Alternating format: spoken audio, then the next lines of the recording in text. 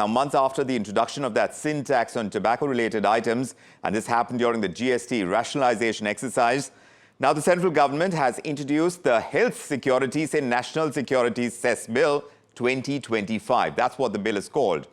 Through this, the centre has proposed a rigorous new tax regime on Pan Masala for sure, but also gutka manufacturers.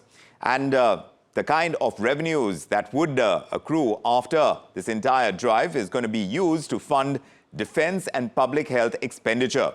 My colleague Shrimi has been looking at developments in this count now that the winter session has started, and now that we're looking at this Health and Security Bill 2025, now that it's here.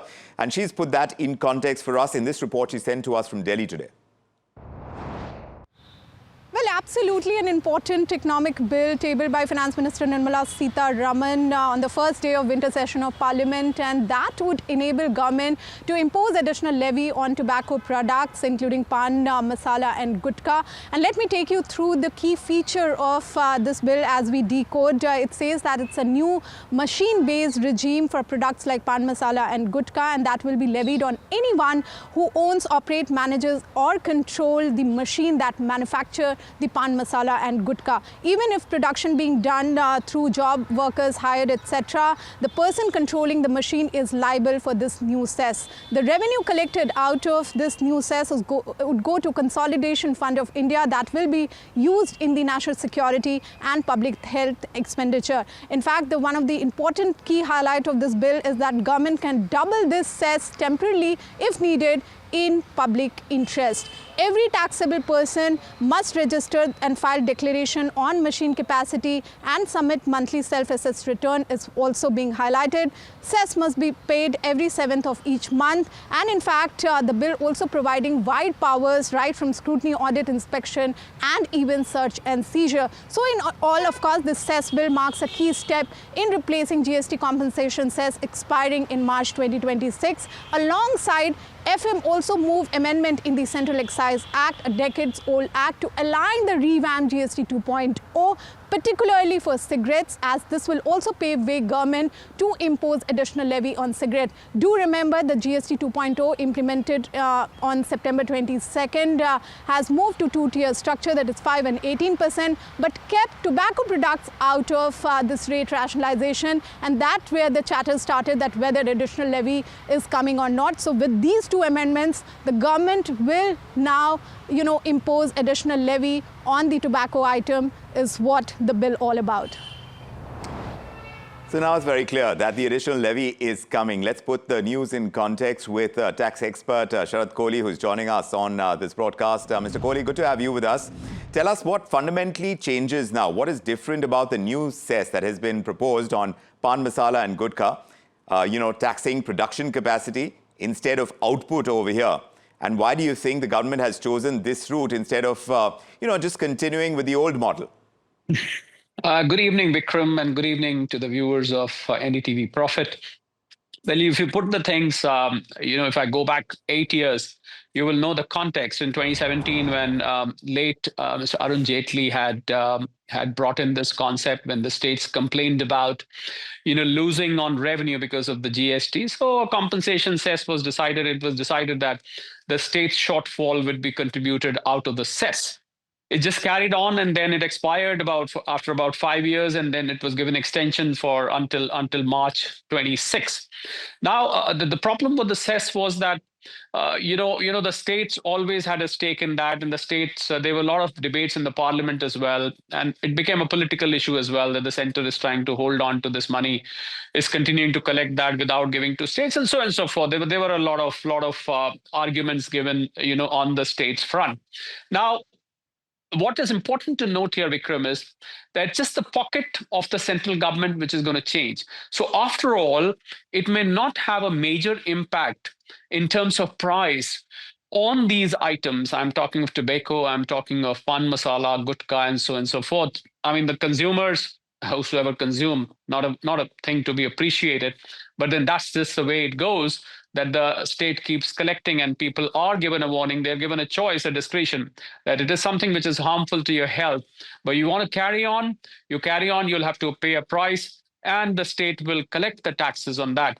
So the people who buy them, they may not note down any major difference, as because this is supposed to be a term that we use in taxation. It's called revenue neutral, Right. which means whatever was the cess percentage being levied earlier, the new cess or the new excise, shall I call it now, will be much similar. So the add-on price to the basic price will pretty much be similar, at least for now. But very important point, Vikram, is that by bringing in these two bills in the parliament, the government is opening a new door for levying taxes on such kind of products. Not Right. just this. In fact, I'm looking a little beyond this. I'm looking at luxury goods also in the times to come. I'm talking of luxury cars, luxury watches, where the demand is pretty much inelastic. Right. I mean, a few thousand rupees addition in the price really doesn't impact, just the way it doesn't impact thin goods. If I buy a gutka for 10 rupees Yes. and tomorrow it's for 12 rupees, it really doesn't matter. So I think this will open the gates for government, probably in the times to come, to levy taxes on those as well. Not as of now, but we Right, can look maybe forward sometime to in that the future. But Mr. Kohli, since we're talking about what they're trying to do right now, what happens in the future, we'll be discussing later. But do you expect this shift, this kind of shift where you're looking at capacity-based cess, will it significantly reduce tax evasion, maybe underreporting in the Pan Masala and the gutka industry? Because there were certain loopholes. But now, does that seem to close with this kind of approach that the government is taking? Yes, I went through the two bills, the draft bills, and I did find that they are trying to make it more airtight, because one of the arguments which a lot of people, they give is that why sell such products per se? I mean, because they're harmful to health, they can even lead to some very severe diseases like cancer, they can even kill people. Then what is the need for the government to let them allowed to be manufactured? The very simple answer to that is that if government tries to ban, you will find that these items will find their way to people through illegitimate means. That is, under the table, they will be sold off the record.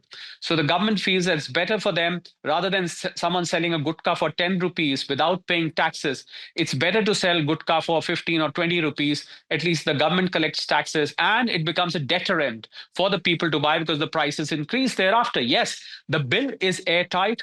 I think the penalties on part of the people, manufacturers or the dealers or traders who try and sell it, by evading taxes, I think they will find it very difficult to escape, because right now this was pretty much covered under the GST promulgation, the CGST, the IGST, and the SGST. But now, and of course, there was a CESS Act separately as well. But now with these two bills and things being completely in control of the government, of the central government, with no interference of the states, that's a very important point, Vikram. Yes. That now states will have no say in this. And was somebody who's asking that how did the pockets change? For example, the health security, the health expenditure. This will now go to the fiscal pool where health expenditure is there and where security expenditure. So it will have to be exclusively used for health-related expenditure of the government. So states will not have a say. States will not have a right to ask. It will have to be designatedly spent for that purpose. Correct. Yes, to answer your question, absolutely directly, yes, this is going to make things more airtight, and the evaders beware from here on. Also, Mr. Kohli, this bill is allowing the government to double the cess. And they say they would do this in public interest. The kind of words that are being used in this kind of move by the government is that it's being done in public interest. You think that has a certain element of unpredictability for industry? What does that really mean, according to you, for investor confidence, for manufacturing planning? Well, if you ask me personally, Vikram, I do not have, although some of the companies are listed on stock exchange as well who are into tobacco, but I personally do not have any sympathies. So if things are looking unstable in the times to come, I think investors have got a lot of better options than to be feeling regret that probably things are going to be unstable policy-wise in the times to come. When it is said public interest, it means public interest that if there is a need for a medical emergency, suppose tomorrow there is a medical emergency, and you need to collect more taxes from the health security sector, then you might find government doubling this. Or for security reasons, you need more. Suppose there is a war, there is a conflict, or there is a local emergency, then government will not hesitate. And of course, if there is a product Vikram, which is causing more health harm than what is being envisaged as of now. Remember, there is a statutory warning there on each gutka packet, each cigarette packet, and if there is a need for a more stringent measure to be taken to alert people, yes, I mean this becomes a deterrent. If tomorrow a gutka costs after CESS 20 rupees and it becomes for 40 rupees, then obviously it becomes a deterrent because it goes beyond the reach of somebody, despite the price being inelastic or demand being inelastic, Vikram. Fair enough. But realistically speaking, when you're talking about the government, now looking at the expiry of the old GST compensation cess, you think it's going to help with their revenue stream? Is it going to help substitute, maybe shore up their health funds or any other funds in the future without burdening other sectors? Because that's an important item for the government to consider as well. In doing one thing, perhaps you might be burdening other sectors.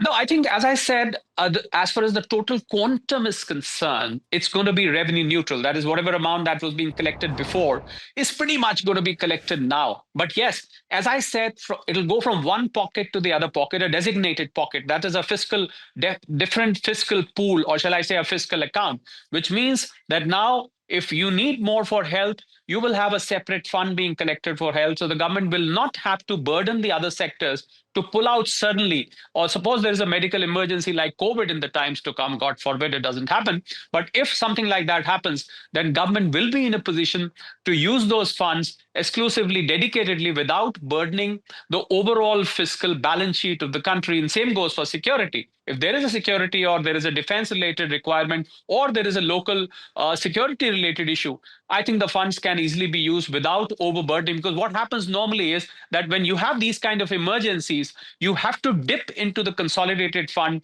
and you have to pull out funds and cut down on the other aspects, which I think nobody appreciates, because somebody has to suffer, somebody has to be squeezed in that regard. So that won't happen now. But also considering the public health rationale behind the kind of cess that we're talking about here, according to the bill, to what extent do you think higher taxes on Pan Masala or gutka, how much do you think it's going to deter consumption of these? And how do you think that's going to weigh against, the lost market revenue if people are going to move underground? Because there is a possibility that this might open a can of worms, so to speak, black marketing and illicit manufacturing, unregulated substitutes. Do you think that is a possibility? Well, to a certain extent, Vikram, the price is inelastic. And it is said internationally that if something costs you, let's say 100 rupees, these products, then how much should the tax levy be? Well, an international survey says you can levy another 100 rupees, which means you can, even if you double the price of the product, it really doesn't matter because the government collects revenue and it serves as a deterrent. So I think, as I said, the penalties and the deterrents introduced in these bills, if you go through the fine print, you will find that the deterrents are strong enough to see that there is no tax evasion. In fact, these items are sold to check tax evasion. So that, as I said, they don't go under the table at a lower price, and where the government loses revenue as well. But then if you increase the prices too much, then of course, as I said, it goes out of reach of people, especially, my own estimate says that around 5 to 10 crore people, although the official number is not on record, but my own economic research team tells me 5 to 10 crore people do consume these products across the country out of the population of 1.4 billion people. So these people, a lot of them come from the lower strata of incomes, having incomes less than 25 to 30,000 rupees. So for them, if a gutka doubles in price, maybe if he consumes 5 packets a day, he might consume 3 packets a day. It's not easy to give them up. Same goes for cigarette, same goes for cigar, same goes for all these products. So I think to a certain extent, demand price inelastic. But beyond that, yes, it does become a problem. But you will see other social, effects showing up in the society. So that is the hope, and perhaps the government is moving because of that. So once this bill becomes law, for manufacturers, Mr. Kohli, what should they expect on the compliance front? Registration, monthly returns, audits. How do you think it's going to impact their cost and operational viability? Well, it is going to go up because they will have to now do a GST. They will also have to do a central excise. The returns have to be filed. You need to deposit on the 7th of the month, just like the way GST happens. In fact, GST, you can deposit. There are different deadlines for, for filing your 3B forms and so on and so forth. Yes, the compliance is going to, but then you'll have to pardon me, Vikram, for being a little, unconcerned about these people, or little being insensitive to these manufacturers, because I personally feel that, that's my personal thought, that I've got no sympathies with these manufacturers. If their Yes. costs go up, I'm sure they're going to pass it on to people, and they know certain category of people are price inelastic. It really doesn't going to. They're going to pass it on. They're not going to absorb. Don't worry. I mean, they're definitely going to be reaching the consumers. These GST and central excise compliance costs have to be borne, and there is no shortcut to that. At the end of the day, we need to be worried about the health of the people, and number two, we need to be worried about the exchequer, as to how much revenue is the government collecting. And there is a lot of employment being generated, by the way, Vikram, out of these sectors. Now, I have to be a little concerned about the employment, because if they go out of jobs, then yes, it is a problem. But then at the end of the day, you are talking of sin goods, Vikram. You are talking about sin goods. There's no taking away. And now the government's capacity-based cess on Pan Masala and Gutka, this kind of reform could reshape how that entire sector is taxed and how it's monitored and regulated. So, yes, this shift away from ad valorem taxes aimed squarely at plugging large-scale evasion, but widening the tax net perhaps, strengthening the public health rationale. That's the big one behind higher sin taxation. But it also brings questions around compliance and the impact on small manufacturers, like you mentioned, possible price hikes for consumers, and also unintended kind of activity, and something that we would have to track.